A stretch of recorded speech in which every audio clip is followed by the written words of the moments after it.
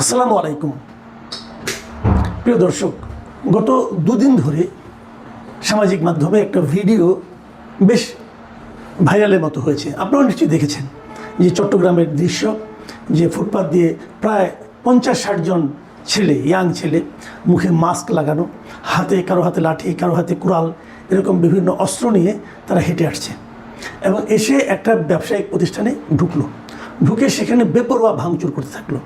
এবং সেই ব্যবসায়িক প্রতিষ্ঠানে বেশিরভাগ টেবিলে যে কম্পিউটারগুলো ছিল সেগুলোতে বাড়ি দিয়ে ভাঙলো, কুপিয়ে ভাঙলো। এবং কেউ দেখলাম যে ল্যাপটপগুলো হাতে করে নিয়ে চলে গেল। বীর দর্পে ঢুকলো, ভাঙচুর করে পুরো জিনিসটাকে একটা সাজানো গোছানো অফিসকে একটা ধ্বংসস্তূপে পরিণত করে তারা বেরিয়ে গেল। এবং এই ঘটনার পেছনে কী জানা গেলো, যে ডেভিড ইমন নামে এক লোক, তিনি ফোন করে এক ব্যবসায়ীকে বলছেন যে তাকে এখন 2 কোটি টাকা দিতে হবে এবং তারপর প্রতি মাসে 10 লাখ টাকা করে দিতে হবে, না দিলে ব্যবসা করা যাবে না। এবং লজিকটা হলো, আপনারা গত 17 বছর ব্যবসা করেছেন, এখন আমরা করব এবং আপনাদের এই ব্যবসা প্রতিষ্ঠান আমাদের ছেলে মেয়েরা চালাবে। এই যে ব্যবসা প্রতিষ্ঠান বেদখল হয়ে যাওয়া, এটা কিন্তু 24-এর 5ই আগস্টের পর নতুন কোনো দৃশ্য নয়। আমরা সবাই জানি বিভিন্ন জায়গায় 17 বছর আওয়ামী লীগ যখন ক্ষমতায় ছিল, আর কি 15 বছর, তার আগের 2 বছর, এই সময়ে যারা ব্যবসা করেছেন সারা দেশে, সন্দেহ নেই তারা সবাই মোটামুটি হয় আওয়ামী লীগের লোক, নাহলে আওয়ামী ভাবাপন্ন লোক, অথবা গুপ্ত আওয়ামী লীগ লোক, আপনি যেভাবে বলেন না কেন, তারাই একচেটিয়া ব্যবসা করেছে, এতে কোনো সন্দেহ নেই। তো সেগুলোকে আপনি গায়ের জোরে আপনার হয়ে গেলো কীভাবে? যদি তারা অন্যায়ভাবে ব্যবসা করে থাকে তাদের বিচার করেন, কোনো সমস্যা তো নেই, কিন্তু সেগুলো আপনার হলে গেলো। আপনি এখন ক্ষমতায় আছেন অথবা ক্ষমতায় যাবেন, আপনি এনসিপি করেন অথবা আপনি জামাত করেন অথবা আপনি বিএনপি করেন, অতএব এই ব্যবসা আপনার।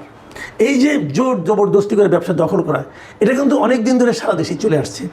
এবারে ঘটনাটা একটু বেশি চাউর হয়ে গেল, কারণ এখন একটা গণতান্ত্রিক সরকার দেশে আছে, মানুষ এদের কাছ থেকে একটা সুবিচার আশা করে। এই জন্যই তো হলো। তো এই যে ঘটনাটা ঘটলো, এটাকে আপনি কীভাবে দেখবেন? আপনি বলবেন এটা বিচ্ছিন্ন ঘটনা না, এটা বিচ্ছিন্ন ঘটনা না, এটা একটা ধারাবাহিক ঘটনার ফল, এটা কিউমুলেটিভ এফেক্ট। মানে অনেকগুলি ঘটনা জমা হতে হতে হতে আপনি এটা দেখছেন, এবং অনেকগুলো আপনি দেখছেন না, আপনার চোখের বাইরে অনেক ঘটনা ঘটছে। যখন জানাজানি হচ্ছে তখন একটা বিচার হচ্ছে। আমি একটা ছোট্ট ঘটনা বলি আপনাদেরকে, এই চট্টগ্রামের ঘটনা। কিছুদিন আগে আমার একটা কন্টেন্টে এক ভদ্রলোক একটা কমেন্ট করেছেন, উনি চট্টগ্রাম থেকে করেছেন, এবং উনি বলেছেন যে চট্টগ্রামের নিউ মার্কেট এলাকায় নাকি বেপরোয়া মোবাইল ছিনতাই হয়। ওখানে এই যে লোকাল বাসগুলি আছে, উঠলে পরেই মোবাইল সবার চোখের সামনে, অনেকটা জোর জবরদস্তি করে বাস থেকে মোবাইল নিয়ে তারা চলে যায়। ওই এলাকাটাতেই প্রচুর মোবাইল ছিনতাই হয়। এই ধরনের একটা কথা উনি লিখেছেন, আমাকে বলেছেন যে এটা যেন আমি একটা দর্শকের কথা নামে একটা অনুষ্ঠান করি, দর্শকদের মতামতের জবাব দিই, তো সেখানে যেন আমি এটা উল্লেখ করি। আমি উল্লেখ করেছিলাম, করার 2 দিন পরেই ওইখানকার যে কোতোয়ালি থানা, সেই থানার তৎপরতাহীন বলবো, তারা জানালো যে ওই পুরা মোবাইল চক্রটাকে তারা অ্যারেস্ট করতে পেরেছে এবং অনেকগুলি মোবাইলও তারা উদ্ধার করতে পেরেছে, এবং ওই এলাকাটা এখন ঠিক হয়েছে। আমি অবশ্যই তাদেরকে ধন্যবাদ জানাবো, তারা কাজটা করেছে। কিন্তু কোশ্চেনটা হলো, কেবল কি চট্টগ্রামের ওই নিউ মার্কেট এলাকাতেই মোবাইল ছিনতাই হয়, আর কোথাও হয় না? সারা দেশে হয়। তাহলে আপনারা কি অপেক্ষা করবেন যে এই ধরনের একজন কেউ না কেউ বলবে, বিষয়টা আপনার কর্তৃপক্ষের কানে যাবে, তারপর আপনি অ্যাক্টিভ হবেন? সারা দেশেই কিন্তু হচ্ছে। আমি অবশ্যই চট্টগ্রামের কোতোয়ালি থানাকে ধন্যবাদ জানাচ্ছি, কিন্তু আমার কথা হলো কি, সারা দেশেই তো এগুলো ঘটছে। এই যে ডেভিড ইমন যেটা করলো, এটা তো চট্টগ্রামের চকবাজার এলাকায়। এখন চকবাজার এলাকায় ফোন করে, ধরলাম উনি একটা বিদেশি নাম্বার থেকে ফোন করছে, বিদেশি নাম্বার ফোন করা কিন্তু কোনো সমস্যা না, এটা রোমিং টোমিং নিয়ে দেশের যে কেউ করতে পারে, ওটা কোনো ব্যাপার নয়, ওটা তো ক্যামাফ্লেজ করার জন্য তারা করতে পারে। কিন্তু আমার প্রশ্নটা হলো যে তারপরে যারা ভাঙচুর করলো তাদেরকে আপনি ধরতে পেরেছেন? আচ্ছা আসেন, ধরবেন কাকে? ধরলাম প্রায় 50-60 জন লোক এখানে এসেছে, সবার মুখে কিন্তু মাস্ক ছিল। মাস্ক থাকা মানে তাদেরকে ধরতে, তাদেরকে চিহ্নিত করা অসম্ভব তা কিন্তু নয়। অনেকেই জানেন এটা কারা, কি সমাচার, সবাই অনেকে চিনে না। অনেকে যখন ভাঙচুর করেছেন, অনেকে মাস্ক দেখলাম খুলেও গেছে। তো এদেরকে আপনি ধরতে পারবেন, ধরলে আপনি কিছু পাবেন? এরা কারা? এই লোকগুলো দেখবেন, এই ছেলে মেয়ে যারা এগুলো করেছে, তারা কি একদম জন্ম থেকেই মানে চরিত্রগতভাবেই এই ধরনের ভাঙচুরকারী, লুটতরাজকারী? তা কিন্তু নয়। এদের মাথায় কেউ বসে আছে, কেউ একজন আছে যে এদেরকে প্রশ্রয় দিচ্ছে। এই যে ডেভিড ইমন যিনি বলেন, উনি কি আওয়ামী লীগ আমলে এই কাজটা করতে পারতেন? তা তো পারতেন না, কারণ বিএনপি এসেছে, বিএনপি আমলে করছেন।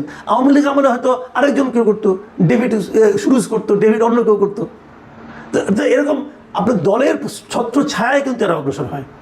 তো এটা দলের কে? যারা এদের মাথায় যারা আছেন তারা কিন্তু বিএনপি করেন, অথবা তারা জামাত করেন, অথবা তারা এনসিপি করেন। মানে বর্তমান সময়ে যে দলগুলি করার সুবিধাজনক, তারা কোনো কোনো দল করেন, এবং এই দল করার মাধ্যমে তারা এই ছেলে মেয়েগুলি যাদেরকে, যে ছেলেগুলিকে এখানে পাঠিয়েছেন, এরা কিন্তু আপনি দেখছেন, এরা কিন্তু বড় একটা মনে করেন সাপের লেজ, এটা মাথায় কিন্তু আপনি জাননি।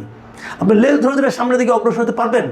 পারবেন না। দেখেন ডেভিড ইমন কি বলেছেন, উনি হুমকি দেওয়ার সময় বলেছেন আমার কথা কমিশনারকে জিজ্ঞাসা করবেন। মানে কমিশনার পর্যন্ত সে যেতে পেরেছে বলে দাবি করছে, হয়তো পারেনি, হয়তো এমনি নাম বলছে, কিন্তু এই যে বলতে পারাটা, এই বিষয়টাও কিন্তু আপনাকে খেয়াল রাখতে হবে। আমাদের দেশে হয় কি, এই যে ছেলেগুলো এখানে গেলো তাদেরকে ধরা পড়ার ভয় ছিল না? ছিল, কিন্তু হাতে হাতে ধরা পড়তে পারতো, কেউ কেউ গণপিটুনির শিকার হতে পারতো, তাদেরকে পুলিশ ধরে নিয়ে যাবে এই ধরনের আশঙ্কা তাদের মধ্যে আছে। এত ঝুঁকি নিয়েও তারা এই কাজগুলি করে কেন? দুটো কারণে করে। প্রথমত কারণ যেটা, সেটা হলো তাদের আসলে কোনো কাজ নেই, এই লোকগুলির জন্য কোনো রকম কর্ম মানে ব্যবস্থা নেই। তারা হয়তো অনেকে লেখাপড়া অর্ধেক করেছে, অনেকে লেখাপড়া করতেও পারেননি, তারা কাজ, তাদের অন্য ইনকাম নেই, তারা এই জন্য ইনকামের শর্টকাট পথে গেছেন, একটা পদ্ধতি। দ্বিতীয়টা হলো তাদেরকে এই অভয় দেওয়া হয়েছে যে তোমাদের যদি কেউ ধরেও ফেলে আমরা আছি, তোমাদেরকে ছাড়িয়ে নিয়ে আসবো। হয়তো অনেককে ছাড়িয়ে নিয়ে যাওয়ার উদাহরণও আছে দেখে এরা উৎসাহ বোধ করেছে। তাহলে মূল সমস্যাটা কিন্তু এই ছোটো ছোটো ছেলে মেয়েদের মধ্যে, ছেলেদের মধ্যে না। যারা ওখানে গিয়েছে, যাদেরকে আমরা দেখেছি সিসিটিভিতে, তারা কিন্তু না। সিসিটিভির পেছনে যারা আছে সেটা খুঁজে বের করেন। সেটা কে খুঁজে বের করবে? যারা দেশ চালায় তাদেরকে খুঁজে বের করতে হবে, কারণ তারা তাদের আশেপাশেই বসে আছেন। আমরা অনেক সময় বলি, আগে আমলে বলতাম, যেমন আওয়ামী লীগ আমলে আমি অনেকবার বলেছি যে আমাদের যারা মন্ত্রী আছেন তারা তো এই দেশটাকে নিজের দেশ মনে করেন না। তাদের দেশ হলো কানাডা, তাদের দেশ হলো আমেরিকা, তাদের দেশ হলো মালয়েশিয়া, তাদের দেশ হলো এরকম বিভিন্ন উন্নত কান্ট্রি, কারো বেলজিয়াম, কারো ইউরোপিয়ান কোনো কান্ট্রি। তারা এই দেশে এসেছে লুটপাট করার জন্য, এখানে লুটপাট করে ওখানে পাঠায়। আপনি খবর নিয়ে দেখেন তাদের সন্তানটাকেও এখানে পড়াশোনা করে না। আপনি খবর, এই জন্য আমাদের এখানে শিক্ষা ব্যবস্থা চেঞ্জ হয় না, তাদের ছেলেমেয়েরা তাদের পরিবারে কেউ এই দেশে চিকিৎসা করে না, যে কারণে আমাদের হাসপাতাল চেঞ্জ হয় না। তারা তো জানে তাদের যদি বউ বাচ্চার আমাশয় হয় তারা সিঙ্গাপুর চলে যাবে, থাইল্যান্ড চলে যাবে। তাদের তো এই দেশের শিক্ষা ব্যবস্থা ভালো করার কোনো প্রয়োজন নাই, এই দেশের ওষুধ শিল্পকে ভালো করার কোনো প্রয়োজন নাই, এদেশের প্যারাসিটামল খেয়ে কে মারা গেল তার জানার দরকার নাই, কারণ তার শিশুর জ্বর হলে সে সিঙ্গাপুর চলে যাচ্ছে। তো এরা এই দেশটাকে তো নিজের দেশ মনে করে না। আমি কালকে দেখলাম, দেখেন যে গত কয়েকদিন ধরে প্রচণ্ড বৃষ্টি হলো, জলাবদ্ধতা হলো সারা দেশে, কিন্তু কেবল ঢাকা শহরে, ঢাকা চট্টগ্রামে দেখলাম মানুষ হাসাহাসি করছে, ট্রল করছে। দেখলাম ধানমন্ডি লেকে দেখিয়ে বলছে এটা কি কক্সবাজার কিনা, কক্সবাজার সমুদ্র সৈকতের মতো অবস্থা হয়ে গেছে, এত পানি জমে গেছে। আবার দেখলাম ঢাকা দক্ষিণে মেয়র তো না, প্রশাসক যিনি আছেন তিনি বললেন যে যতদিন পলিথিনের ব্যবহার বন্ধ না হবে ততদিন পর্যন্ত এই পানি এটা থাকবে। অত্যন্ত যৌক্তিক কথা, উনি একদম ঠিক পয়েন্টে ধরতে পেরেছেন। কিন্তু আমার প্রশ্ন হচ্ছে, পলিথিন বন্ধ করার দায়িত্বটা কার? আপনি কি প্রত্যেক ঘরে ঘরে যে অভিযান করবেন যে কার বাসায় অতটা পলিথিনের ব্যাগ আছে, নাকি আপনি এই পলিথিনের ব্যাগটা যে তৈরি করেছে সেখান থেকে থামাবেন? কোনটা সহজ? ঘরে ঘরে করতে হলে আপনাকে মিনিমাম 1-1.5 কোটি লোকের বাসায় যেতে হবে। আর যদি আপনি উৎস থামাতে চান তো ম্যাক্সিমাম 100 কোম্পানি থামাবেন, আপনি 100 ফ্যাক্টরি বন্ধ করে দেবেন। 100 বাংলাদেশে পলিথিন উৎপাদন এবং ব্যবহার করা আইনত নিষিদ্ধ।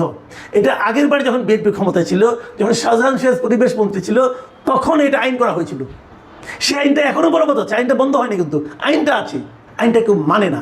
তো আইন থাকলে যদি আইন কেউ না মানে, তাকে মানানোর দায়িত্ব কার? পুলিশের, সরকারের। সরকার সেই কাজটা করে না কেন? অন্তর্বর্তীকালীন সরকারের সময় পরিবেশ উপদেষ্টা ছিলেন সৈয়দা রিজওয়ানা হাসান, উনি হঠাৎ করে একবার 1 অক্টোবর মাসে বললেন নভেম্বরের 1 তারিখ থেকে 30 তারিখ থেকে পলিথিন বন্ধ হয়েছে। হয়নি। কেন হয়নি জানেন? কারণ পরে দেখা গেল পরের সপ্তাহে ওই পলিথিন উৎপাদক এবং ব্যবসায়ী যারা আছে তারা একটা অনুষ্ঠান করেছে, একটা সেমিনার করেছে, সেখানে প্রধান অতিথি হয়ে গেছেন রিজওয়ানা হাসানের হাজব্যান্ড। উনি যে তারপরে জামাই বইয়ের ব্যাপার, তারপর আর তো কোনো সমস্যা নাই, তারা বেডরুমে যে নিজেরা সব আপোষ মীমাংসা করে নিয়েছেন, আপনারা আমাকে পলিথিন ব্যবহারের মধ্যে ঢুকাই দিয়েছেন। এখন পানি জলাবদ্ধতা হয়ে গেছে। জলাবদ্ধতার মধ্যে কী হলো? এর মধ্যে আমরা আবার দেখলাম যে ইন্টারমিডিয়েট পরীক্ষা হচ্ছে, এইচএসসি পরীক্ষা হচ্ছে। 2-3 দিন ধরে কিন্তু বৃষ্টি হলো। 12 তারিখে পুরো ঢাকা ডুবে গেছে, চট্টগ্রাম ডুবে গেছে। তাহলে 13 তারিখে এইচএসসি পরীক্ষার বন্ধ করলেই পারতেন। শিক্ষামন্ত্রী বন্ধ করলেন না, উনি বললেন সকাল পর্যন্ত দেখবেন। 13 তারিখ সকালে দেখে বলেন এখন যাওয়া যাবে। আরে ভাই, তখন না হয় আকাশ থেকে বৃষ্টি পড়ছে না, কিন্তু মাটির বৃষ্টি তো আপনি সরাতে পারেননি, মাটির পানিতে আপনি সরাতে পারেননি। অনেক ভিডিও আপনারা নিশ্চয়ই মধ্যে দেখেছেন যে স্টুডেন্টরা কীভাবে যাচ্ছে পরীক্ষা দিতে, কেউ ভিজে যাচ্ছে, কেউ পানিতে পড়ে যাচ্ছে, এই ভেজা কাপড় নিয়ে পরীক্ষা দিচ্ছে। এবং তারপর দেখলাম সোশ্যাল মিডিয়াতে অনেকে মন্তব্য করছেন যে শিক্ষামন্ত্রী ছেলে মেয়েদের দেশে পড়াশোনা করেন না। যে উনি কী বুঝবেন স্টুডেন্টদের দুঃখ? শিক্ষামন্ত্রী সাহেব বেশ লাভঝাপ করছিলেন, আমি দেখছিলাম। শুরুতে এসে বললেন এখানে জাম্প করলে হবে না, শিক্ষা ব্যবস্থা হাই জাম্প করতে হবে, হাই জাম্প দিতে হবে। এবং হাই জাম্প দিতে যে উনি নিজেও কিন্তু, আমার যদি মনে আছে, একটা ছবি দেখলাম যে যখন শপথ অনুষ্ঠান হয় উনি সংসদ ভবনে যে একটা ব্যারিয়ারকে হাই জাম্প দিয়ে পার হয়েছেন। এই বয়সে হাই জাম্প দিয়ে পার হওয়াটা অনেকে বেশ প্রশংসা করেছে, আমিও করেছি। যে ওনারা ফিজিক্যালি ফিট আছেন।